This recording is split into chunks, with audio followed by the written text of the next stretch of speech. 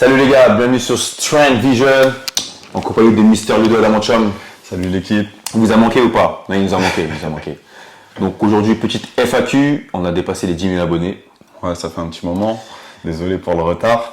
Mais pour le coup, on avait prévu d'en faire une et puis au final, on n'était pas trop convaincus par ce qu'on avait fait. Ouais. Donc là, on a décidé d'en refaire une vu qu'il y a eu quand même pas mal d'événements qui sont passés et puis refaire un petit bilan et puis même ne serait-ce que se représenter à une nouvelle partie de la communauté qui s'est agrandie quand même, donc aux nouveaux arrivants. Moi, je te laisse commencer d'ailleurs. Bon, c'est parti. Donc rapidement, moi c'est Ludovic, donc j'ai 31 ans maintenant. Je suis athlète de streetlifting actuellement, powerlifting aussi, à mes heures perdues de temps en temps. J'essaye d'essayer d'augmenter le niveau vu qu'on a quand même pas mal de retard sur cette discipline par rapport au street.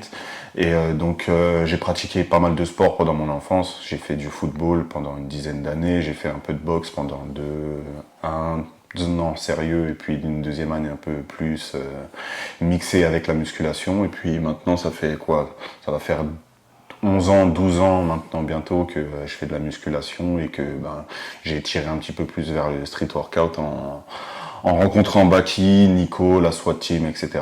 Voilà. Donc moi, c'est Baki, j'ai 26 ans, je pratique le streetlifting depuis maintenant 8 ans, en englobant aussi le street workout. Parce que le street workout, bref, on verra ça plus tard. Et puis voilà, hein. Très bref. Et pour vous dire plus ou moins, moi je fais 1m83 et 90 kg actuellement. Ah oui, c'est vrai. Moi je fais 1m80 et là je fais actuellement 95 kg. Et voilà. Voilà, bon, ça sera tout pour les présentations. On va commencer à passer aux questions. Donc on a essayé de faire un petit travail en amont pour regrouper plus ou moins les questions. Et puis après, on verra comment on vous les dispatche sur la vidéo. Mais du coup, là pour le moment, ça sera les questions entraînement. Ouais. Allez, let's go. Donc la première, c'est Tairi qui la pose. Salut à toi. Donc, jeune entrepreneur. tu exécutes spécifiquement des exercices spécifiques pour le grip.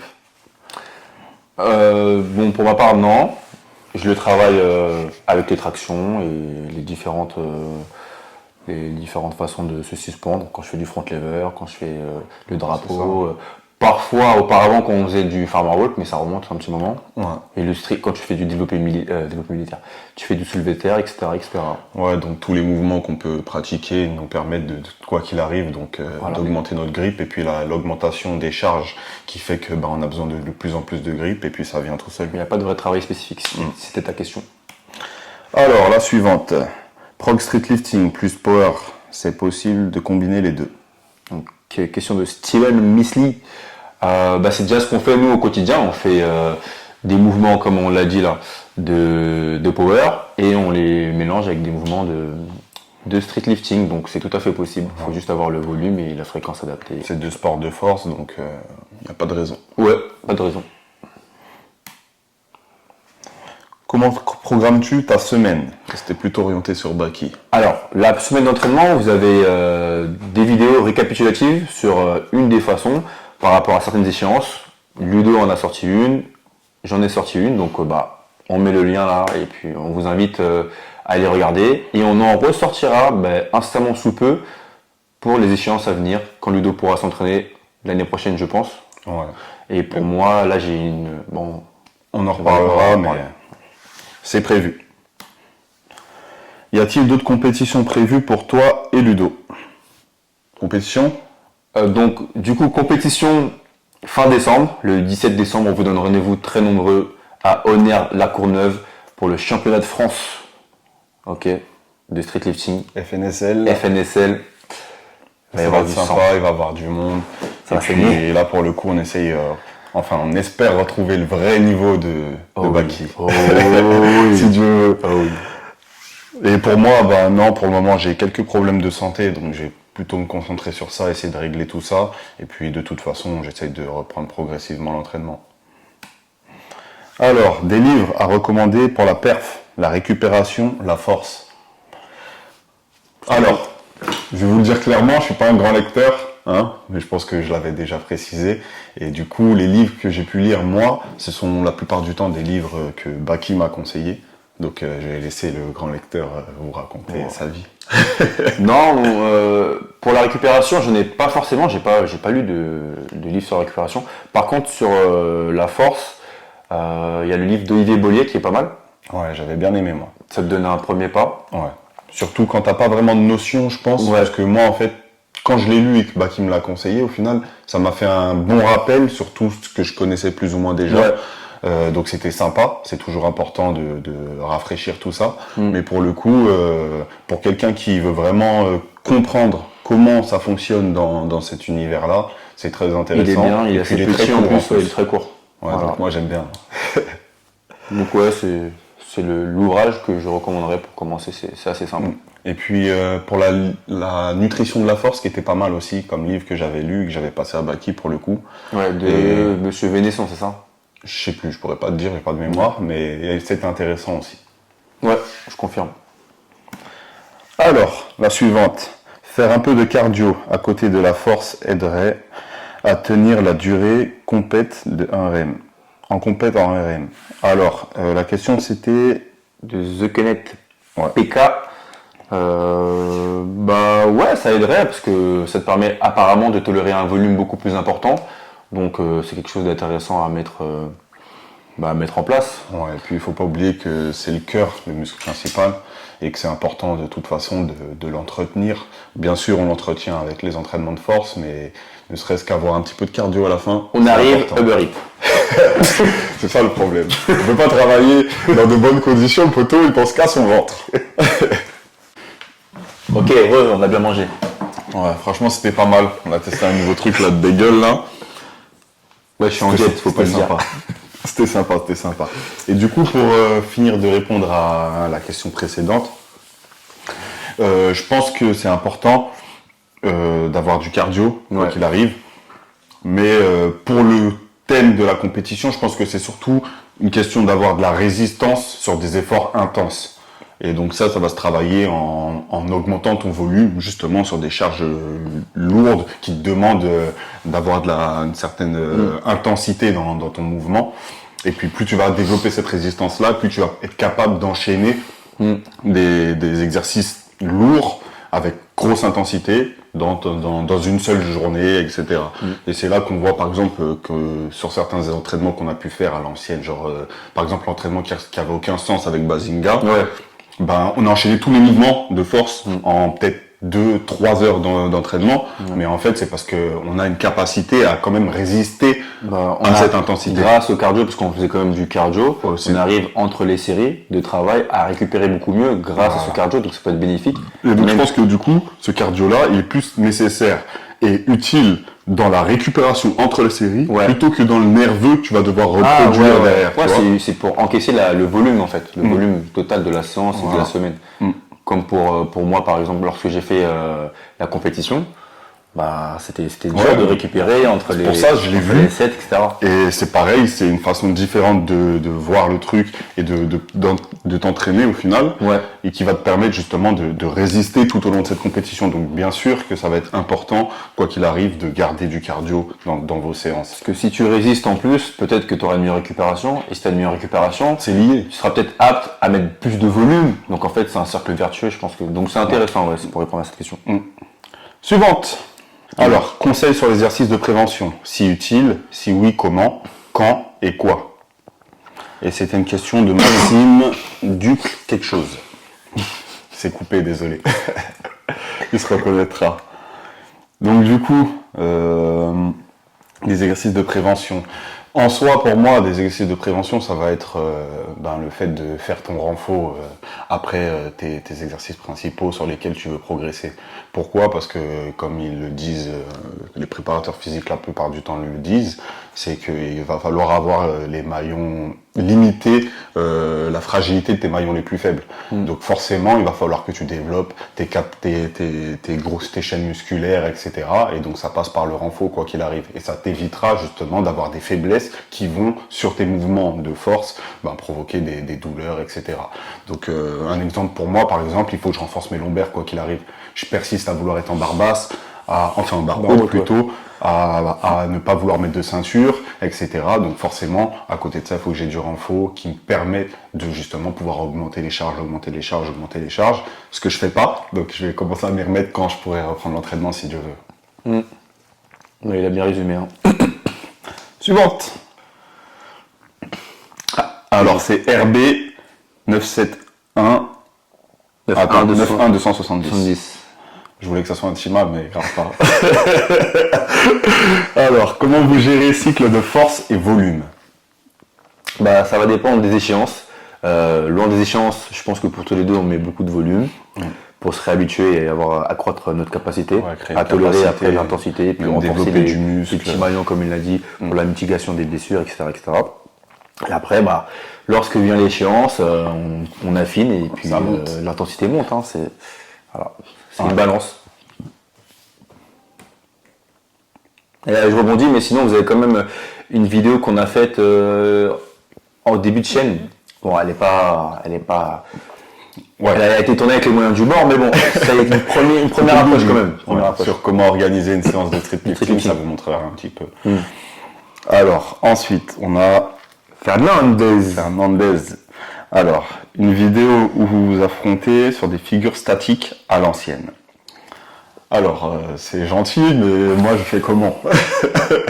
Parce que du coup, je maîtrise quelques figures, vraiment les plus classiques, et puis celles qui, en final, ma force me permet de faire, et bien, mon renfort, etc.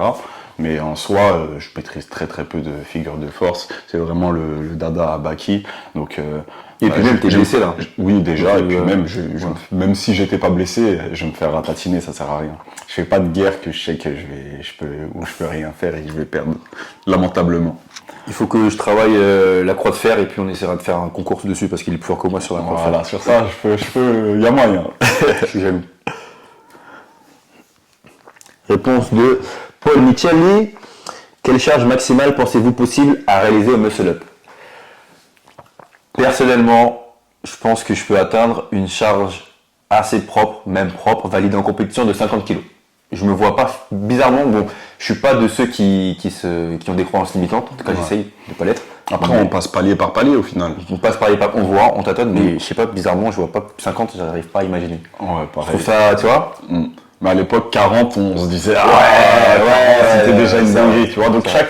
au fur et à mesure, c'est les critères et ça évolue. et ça évolue. Il y a des nouveaux qui arrivent et puis qui montrent qu'au final, c'est possible, vas-y, ils c'est ouvrent la voie possible. et cassent les Donc, croyances, on verra. pour le moment, Toi, tu dis on combien, grappille. Franchement, pareil, 50. Pareil, 50. Moi, j'ai déjà vu des muscle-up à 50, Mais non, pas avec la, oui, Voilà. après, Oui, pas oui. avec la forme Oui. qui est validée en Ouais, compétition ouais. pour nous en tout cas. Et donc avec le poids devant les jambes, avec un keeping jusqu'à Strasbourg. les jambes, un keeping visible en tout cas, ne serait-ce que sur les vidéos. Et donc quoi qu'il arrive, je pense que si ça a déjà été fait, c'est possible de le faire en clean et on va essayer en tout cas. Ouais, on va y arriver.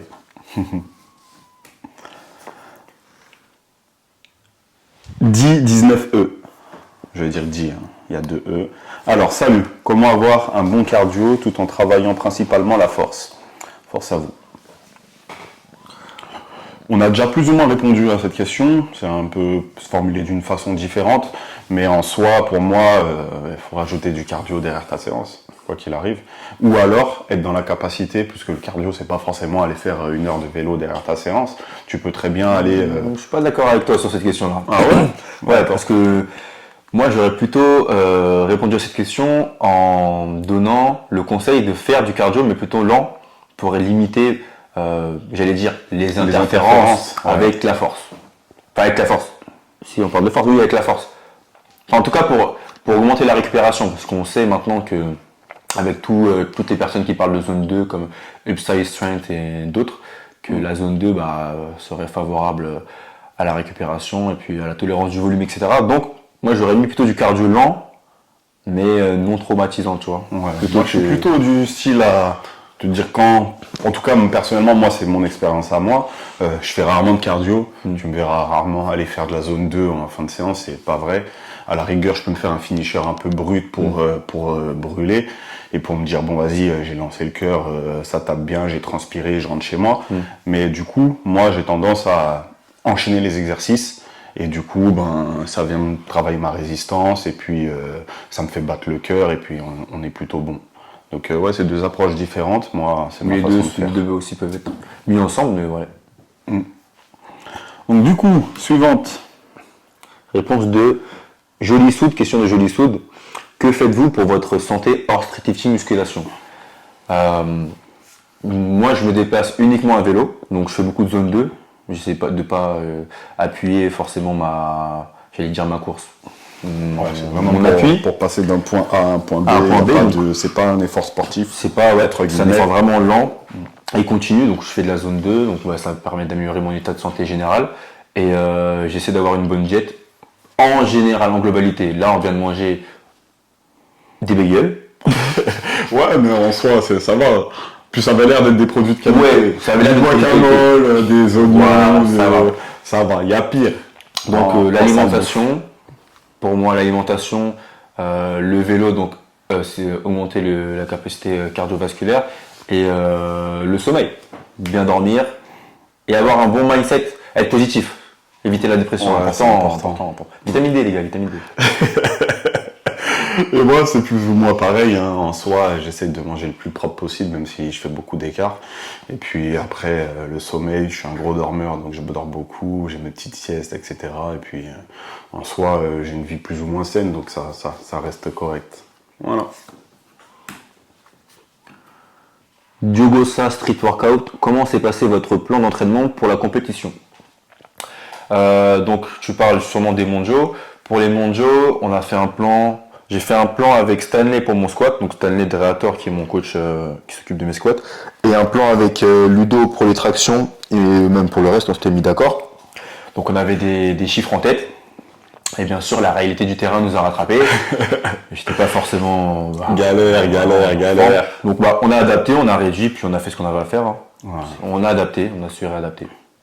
Mathias, MMD. Vraie question. Les contrôles dopage en street sont aussi fréquents que dans le power?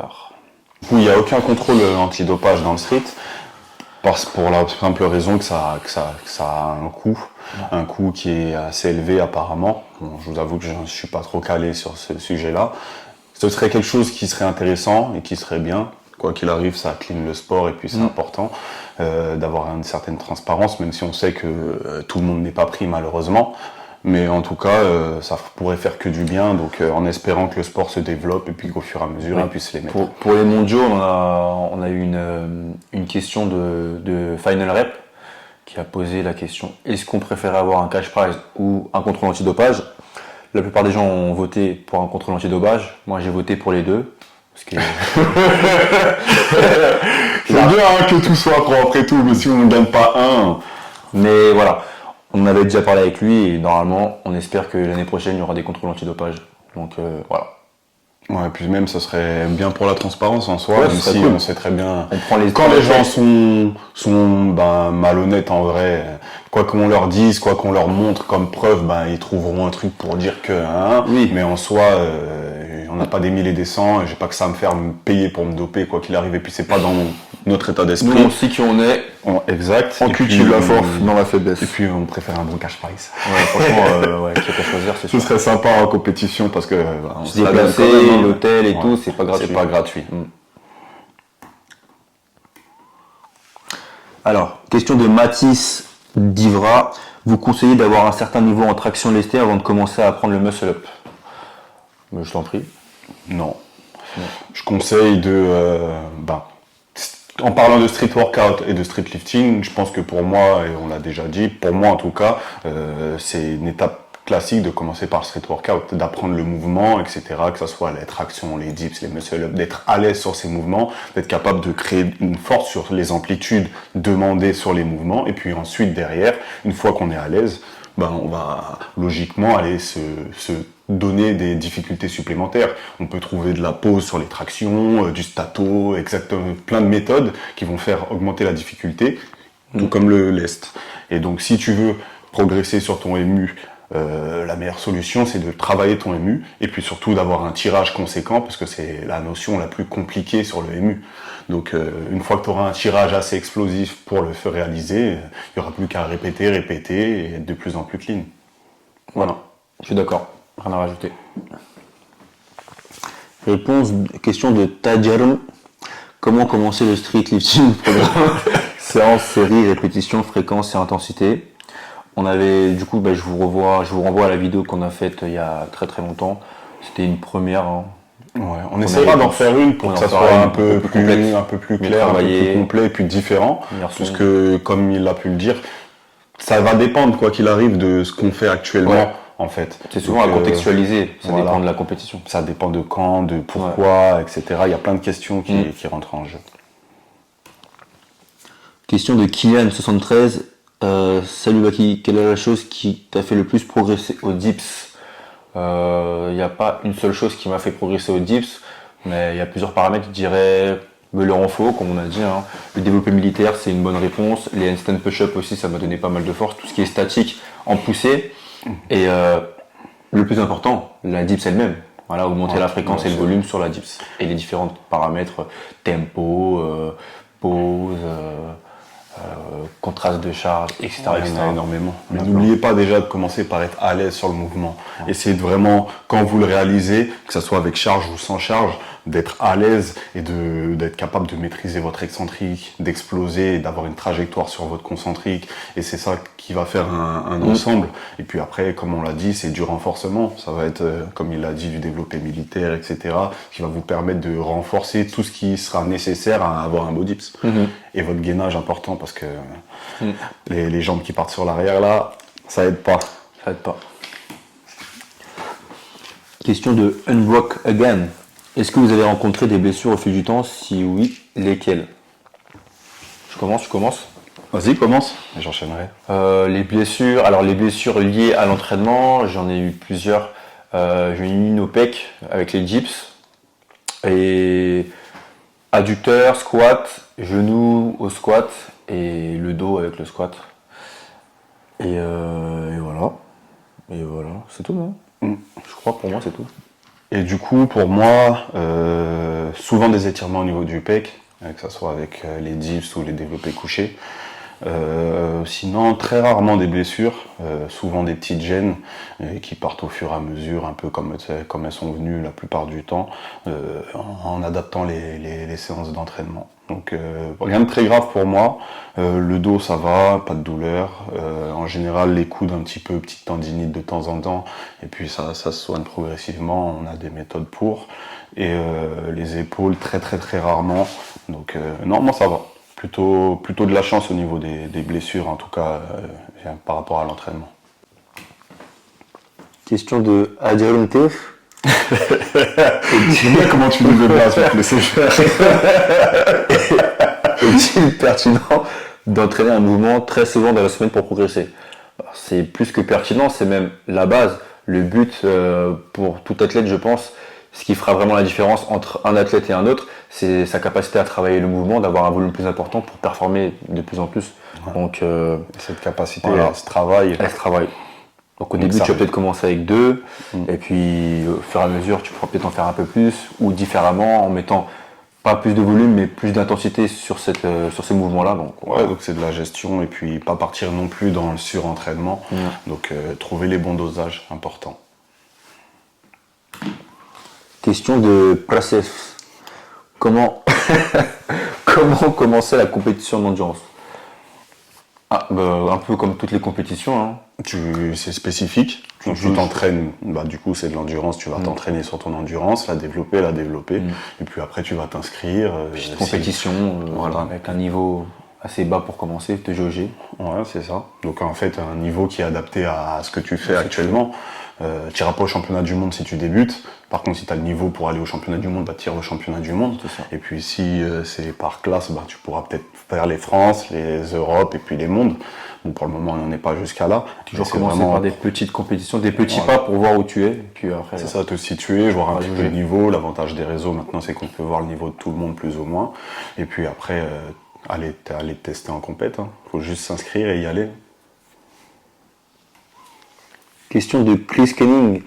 3 meilleures méthodes pour progresser en force. Chacun. Alors vas-y, je commence. 3 meilleures. Pour moi, le tempo, ça reste vraiment la base. Tant pour améliorer ton mouvement, la qualité gestuelle, etc., que pour augmenter la force. Le contraste de charge, je trouve ça intéressant. Et troisième méthode qui peut être cool aussi, le cluster. T'as dit les 3 que j'allais dire. C'est vrai? Voilà. Le tempo, c'est nickel pour développer, que ce soit la puissance, l'explosivité, et même comme il a dit, ça te permet d'avoir du temps sur ton mouvement et donc même d'améliorer ta technique. Et le cluster, c'est une méthode que j'utilise souvent et que Stanley m'a beaucoup mise sur le développé couché, j'aime beaucoup. Et ensuite, t'avais dit quoi, le contraste de charge, Bulgare, par exemple, j'en ai fait avant les mondes, en tout cas pour me préparer au monde, même si j'ai pas pu y participer, et franchement... Pour défendre la puissance, c'est cool, c'est top. Donc c'est les 3 méthodes qu'on utilise le plus, nous, en tout cas, et qu'on apprécie le plus. J'aime bien les EMOM aussi. EMOM lourd, je trouve ça sympa. Mais l'EMOM, c'est un peu un cluster arrangé. Ouais, c'est un cluster arrangé, en soi. Question de switch DCGNR. Combien de temps Je suis moi, j'ai une séance de force selon vous. Très longtemps. Ouais, c'est sûr que... Demi-journée. Ça dépend si tu as forcé sur les temps de repos ou pas, et puis ta capacité à récupérer entre les efforts intenses, et du coup pareil, ça va être de la résistance, parce que si on se laisse aller, des fois on déborde vite sur du 10 minutes, alors qu'au final on pourrait se limiter à 7 max, on va dire. Et du coup, le sport de force, ça demande beaucoup de temps de récupération forcément pour pouvoir refaire ce mouvement, ou le mouvement que tu travailles en tout cas avec une certaine intensité. Et donc forcément, il va falloir des longs temps de repos, ça prend du temps. Donc environ 2 à 3 heures. 2 à 3 heures selon tes temps de récupération.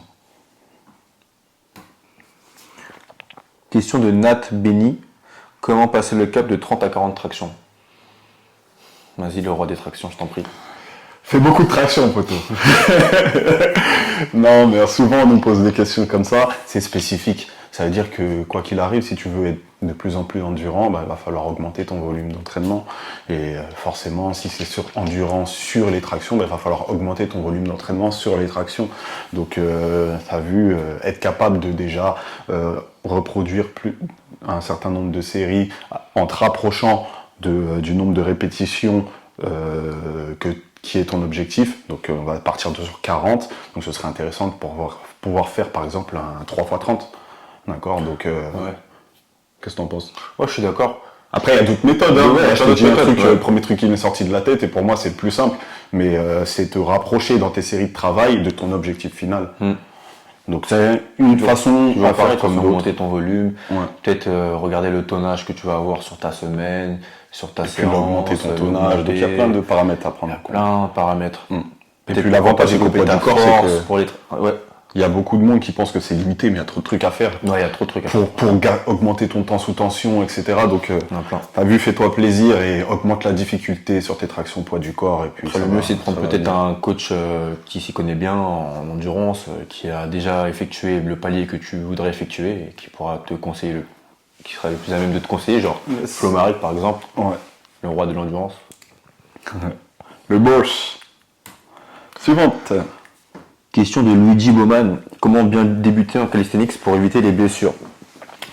Cette question, ce sera comment bien débuter le sport en général. Respecter une progressivité dans l'entraînement, ne pas faire d'ego lifting, et puis bien gérer sa récupération, etc. La base. Quoi. Et quand on parle d'ego lifting, c'est vraiment le fait de vouloir se tester tout le temps, sans forcément de raison. Dès que tu sens que tu es en forme, absolument vouloir aller chercher ton max à chaque fois. Donc vraiment se concentrer, avoir une certaine méthodologie, et puis laisser la progressivité faire son taf, récupérer correctement, etc. Et puis pareil, si tu veux éviter les blessures, renforce-toi au maximum et puis fais tes exercices qui vont te permettre justement de limiter tout ça. Et mange bien. Ouais, bois bien, hydrate-toi bien. Ouais, dors bien. Dors bien. Question de Hugo GT. Possibilité de faire un record du monde en muscle-up ou en traction? Pour ma part, c'est mort. Après, je sais pas, pour l'instant, le record du monde en traction, c'est quoi? Parce que un record du monde, normalement, ça se fait en compétition. C'est pas vraiment fixé. Pour moi, c'est en compétition. C'est en compétition. Il y en a d'autres qui vont dire que c'est le book record, je sais pas quoi. Si c'est en compétition, bah, c'est possible. On peut le réaliser. Pour l'instant, il est à 45 kilos. Il me semble que c'est Percol qui l'a déjà fait à 45 kilos, ou peut-être Frédéric Massuin, je sais plus. Et pareil, le problème, des deux. c'est qu'il faudrait que déjà ça soit les mêmes règles. Ouais, parce qu'il y avait les poids devant. Ouais. Enfin, Frédéric avait les poids devant, il me semble. Perret avait les poids au milieu. Donc, il faut standardiser déjà le mouvement pour qu'on puisse. Donc après, avec l'évolution du sport, je pense que ça va être plus facile de répertorier tout ça. Mais en traction, Mais lui, forcément, comme tout le monde fait différent, c'est un peu compliqué. Tu l'as déjà d'ailleurs, non? En vrai.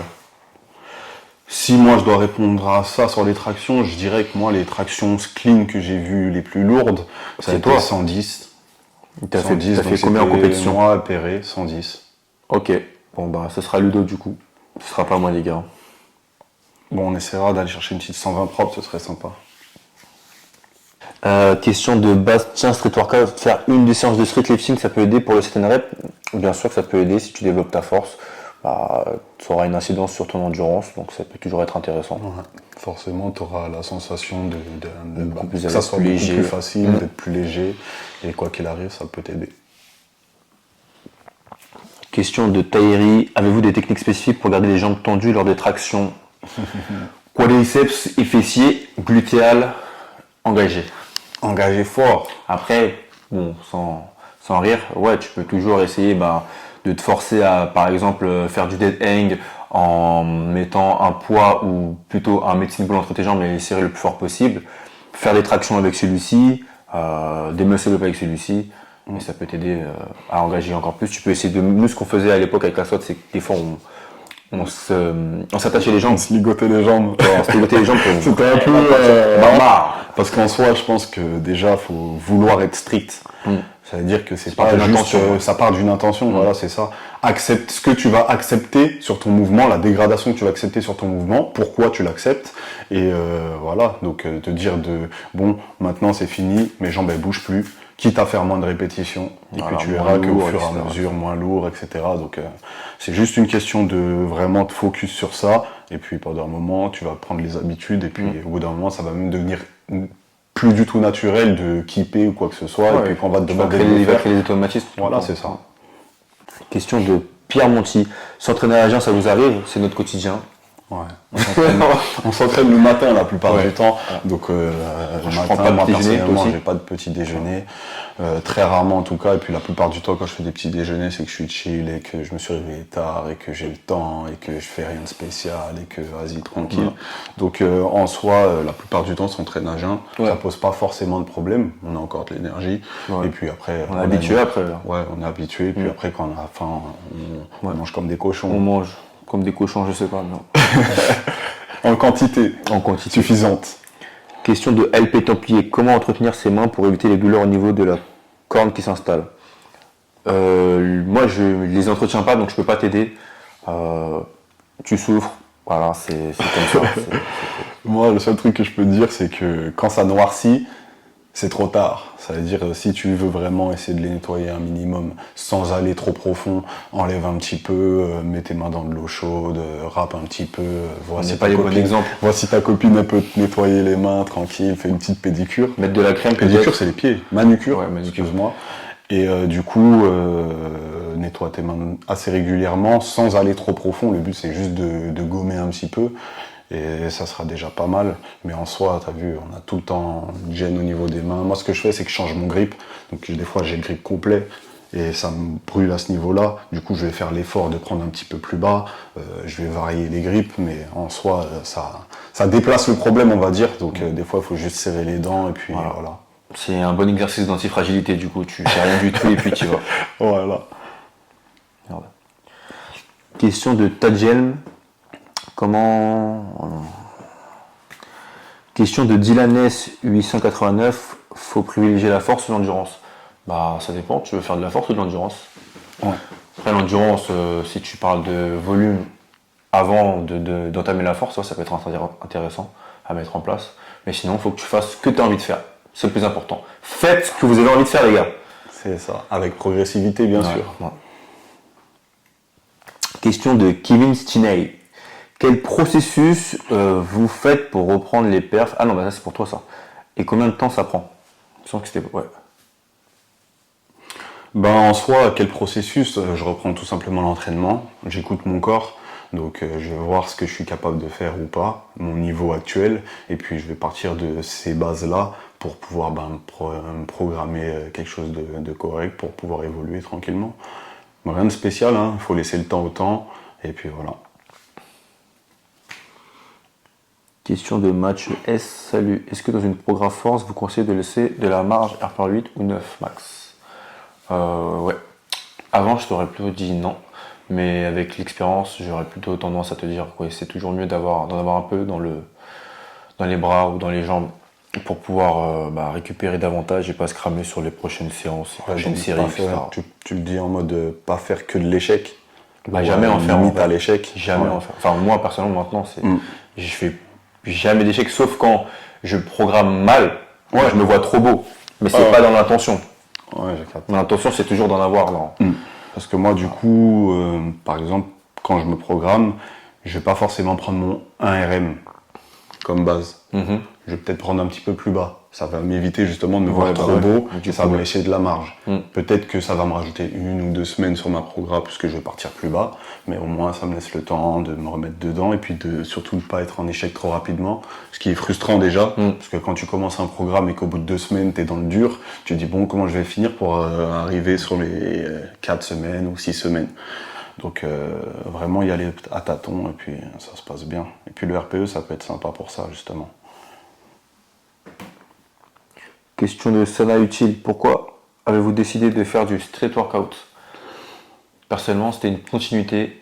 Je venais de la gym, du coup, le street workout, en vrai, c'était une continuité. Tu voulais être balèze, il a tombé dedans. J'étais déjà balèze quand j'étais jeune. Ouais, c'est vrai qu'il m'a montré le photo, il avait 11 ans, j'étais en mode ouais, je te parle comme ça, 11 ans moi. Je suis tombé dedans comme Obélix. Du coup, c'était juste une continuité pour moi. Ben moi, street workout en soi, c'est du poids du corps, hein, donc un peu pareil, je voulais me muscler un petit peu, j'étais tout maigrichon. J'ai commencé à faire des tractions, des pompes, etc. Et puis plus précisément, j'ai commencé avec la SWAT quand j'ai rencontré Baki, etc. Et puis après, on est resté dedans. Et on a évolué vers le street lifting. Question de Science. Science Blue ou Science? Salut, être très endurant au poids de corps, muscle-up, pull-ups ou dips par exemple, aide-t-il à être fort sur ce même mouvement? Bah oui, bien sûr, logique. Quoi qu'il arrive, la répétition, ça va vous créer de l'aisance. L'aisance, ça va vous permettre justement d'être à l'aise quand vous mettez des charges lourdes, de déjà maîtriser votre mouvement. Et si techniquement vous n'êtes pas à jour et que vous faites que de forcer, vous vous sentez jamais bien sur votre mouvement, ça va être compliqué de développer de la force. Donc quoi qu'il arrive, c'est une étape logique et c'est un peu comme le street workout et le street lifting derrière. C'est-à-dire que déjà, il faut avoir certains prérequis qui vont vous permettre ensuite de performer quoi qu'il arrive sur ce que vous voulez. Donc pour que ce soit les MU, les dips, les pompes, ce que vous voulez, quoi qu'il arrive, ça va...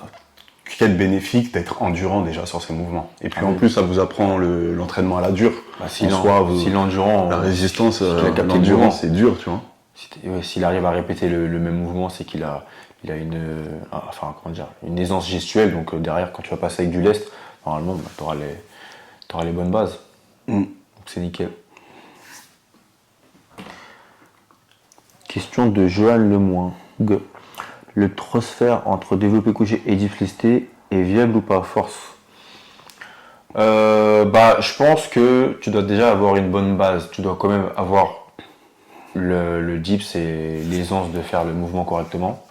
Et après, vu que ça reste quand même le pattern de pousser, si tu arrives à créer et à générer de la force avec tes triceps, tes épaules et tes pecs et que tu sais déjà faire des dips, oui, tu pourras avoir une bonne charge déjà.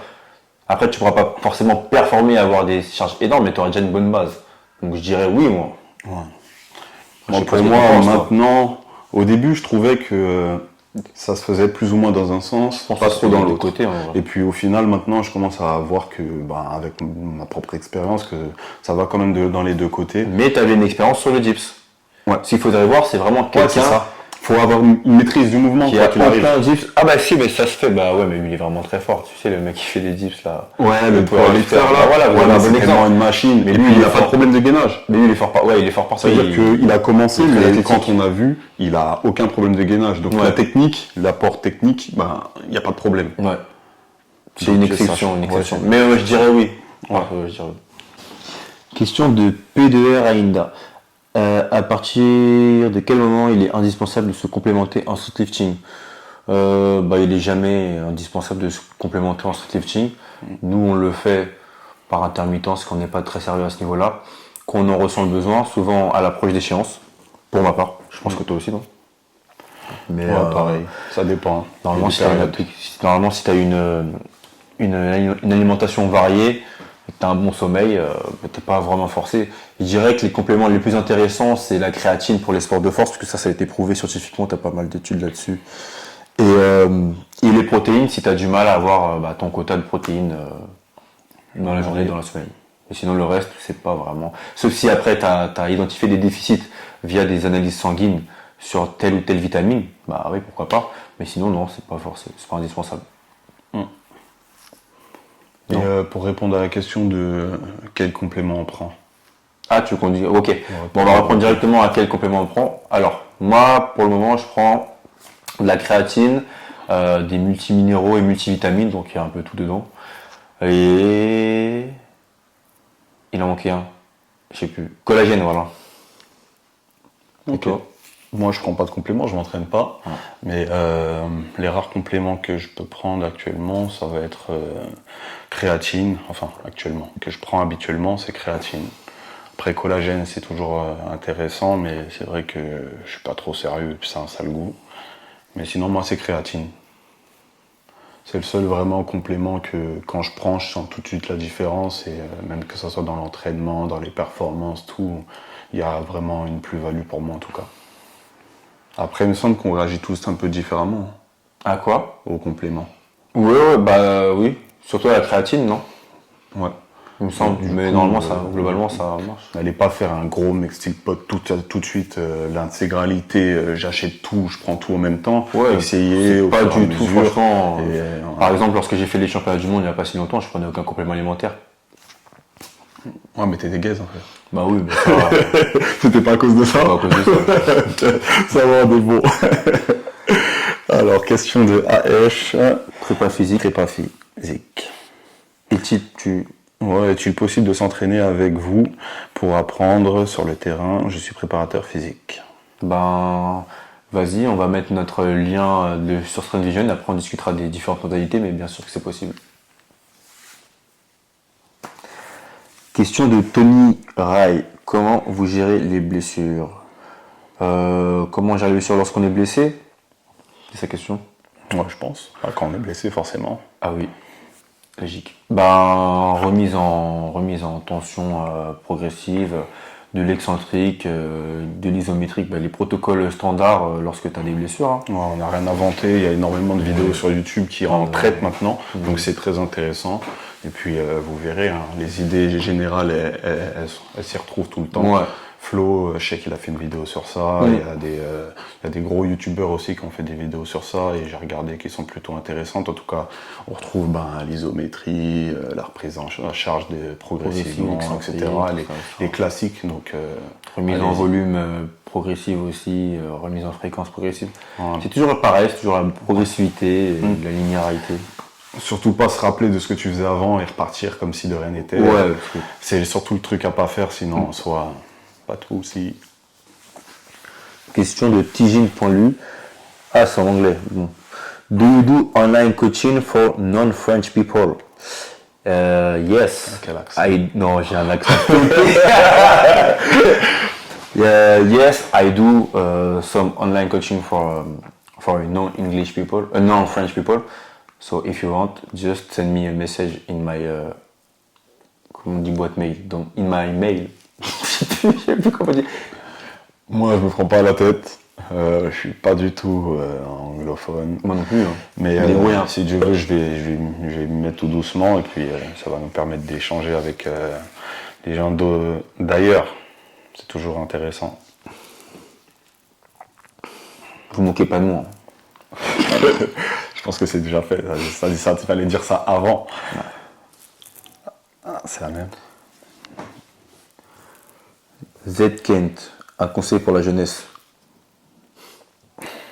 Cultivons la force, les gars. Cultivons la force. C'est un peu facile pour le coup, mais ouais, cultiver la force. Et comme je l'ai dit, lisez plus de livres et moins de réseaux sociaux. Important. Et écoutez-vous. Écoutez pas forcément les entourages. Ouais. Il faut se faire confiance, il faut aller de l'avant. Parce que souvent on est freiné par l'entourage, même si l'entourage parfois il est bienveillant. Voilà. Faites ce que vous avez envie de faire. Voilà, conseil. Et donnez-vous les moyens. Alors, je crois que c'est pour toi, Baki. Plus tard, motiveras-tu tes enfants à cultiver la force ou non? Question de l'euphorie. Évidemment. Nous, on est toujours en raccord avec ce qu'on prône et ce qu'on fait. Donc, bien sûr, si j'ai des enfants et si je trouve, bien sûr, la femme de ma vie, ce qui n'est pas le cas pour l'instant. Avis aux femmes. C'est une blague. Ouais, donc c'est logique hein, pour le coup. La base. Et pas que dans le sport en plus. Alors, est-ce qu'on a des contenus qui nous inspirent sur YouTube? Question de Swish. Switch Decision. Du coup, moi je vous avoue que sur YouTube c'est plutôt pour me divertir. Après, je regarde quelques petites vidéos quand même par rapport à la prépa physique et puis à la réathlétisation, plein de petits trucs comme ça, des petits podcasts vite fait. Mais c'est plutôt Baki qui regarde des trucs intéressants, donc je le laisse parler. Moi, j'ai juste 2 chaînes YouTube qui me viennent à l'idée, qui me viennent en tête. Prépa et Performance, la chaîne Prépa et Performance, et la chaîne de K-Swiss Fit, de Kevin Ferreira. Big up. Ouais. D'ailleurs, j'ai regardé la dernière vidéo de Prépa et Performance, c'était sur le cluster, et c'est intéressant pour ceux qui veulent des méthodes de force. Il donne plein de On mettra les chaînes ici. Ouais, il est gentil, c'est pas lui qui fait le montage. C'est pour ça que je dis. Question de Hante DLK. Est-ce qu'il te manque... Ok, c'est une question visée pour moi. Ouais. Est-ce qu'il te manque de la concurrence? Est-ce que la concurrence... Je suis myope. J'ai pas mes lunettes, je suis myope. Bon, c'est moi. Est-ce que le manque de concurrence t'empêche de progresser? Ça m'empêche pas de progresser parce que je progresse quand même. Là, ce qui m'a empêché de progresser, c'est plutôt les accidents et les blessures. Mais c'est sûr que ça freine un peu, ça donne un petit peu moins de... Pour parler de dalle, tu vois, de hype. C'est plus compliqué de se mettre dedans. C'est la discipline qui vient faire le taf. Ouais, c'est On vrai. peut plus parler de motivation du coup là. Ouais, voilà. On fait ce qu'on doit faire. Globalement, ok. Question de You BKH. Globalement, es-tu satisfait de tes performances lors de la compétition? Non. J'ai fait un post dessus. Je suis satisfait du muscle up parce que je l'ai passé en compétition. Du muscle up à 40, j'étais satisfait. Après le reste, je suis en sous-performance, je suis en contre-performance, donc pas satisfait. Bon, on travaillera pour. Je suis satisfait d'être revenu à un niveau acceptable en dips après m'être blessé, mais c'est tout. De toute façon, on n'est jamais vraiment satisfait, hein, faut dire la vérité. Ouais, en plus, on est content de ce qui s'est passé, parce que quoi qu'il arrive, tu remportes la il victoire. remporte la victoire, et puis on sait très bien qu'il n'était pas à son meilleur niveau, donc ça annonce du bon pour la suite. Mais quand on n'est pas au meilleur, quand on n'arrive pas à faire des pairs sur chaque mouvement, quand on est toujours un peu frustré, parce qu'au final, on s'est quand même entraîné pour ça, et puis qu'au final, on n'a pas eu ce qu'on voulait, on va dire, complètement. Et après, on n'est pas des enfants gâtés, on se réjouit quand même de ce qu'on a. Voilà, on essaie de relativiser un minimum. Voilà. On essaye, hein, c'est pas facile. Et puis, tranquille, il y a la revanche là bientôt. Voilà, Si la tu veux. revanche, je vous le redis, le 17 décembre à la FNSL, à Honner-la-Courneuve, on sera présent, soyez présents, et puis ça va chier.